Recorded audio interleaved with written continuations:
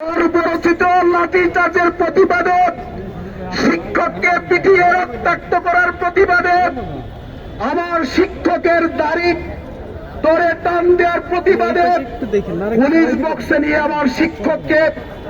থাপ্পড় মারার প্রতিবাদে আমরা আমাদের কর্মবিরতির যে কর্মসূচিটি ছিল মঙ্গলবার থেকে এগিয়ে আমরা আজকে থেকে শুরু করেছি। আমাদের কাছে তথ্য এসেছে এই কর্মবিরতির মাধ্যমে সারা বাংলাদেশের সকল এমপিওভুক্ত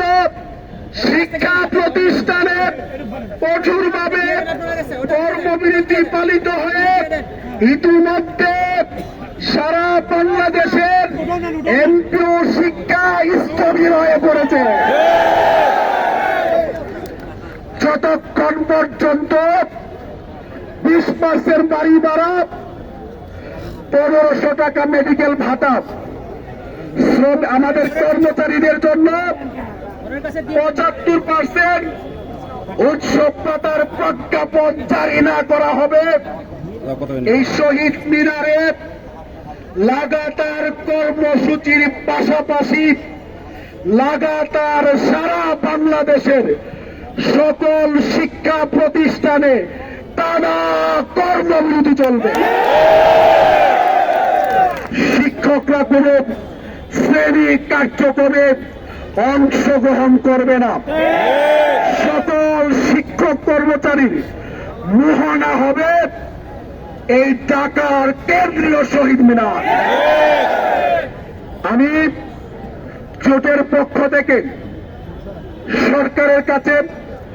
স্পষ্ট ভাষায় বলতে চাই, রাতের মধ্যে যদি প্রজ্ঞাপন জারি করা না হয়, আগামীকালকে জাতীয়করণ প্রত্যাশী জোট বাংলাদেশের প্রত্যেকটি উপজেলা থেকে আগত এই শিক্ষক কর্মচারী ভাইদেরকে নিয়ে আগামীকাল দুপুর 12টায় শহীদ মিনার থেকে মার্চ টু সচিবালয় কর্মসূচি আপনাদেরকে মার্চ টু সচিবালয় দুপুর 12টায় সকলকে অংশগ্রহণ করার দাওয়াত দিয়ে আহ্বান জানিয়ে আমি আমাদের যে অতিথি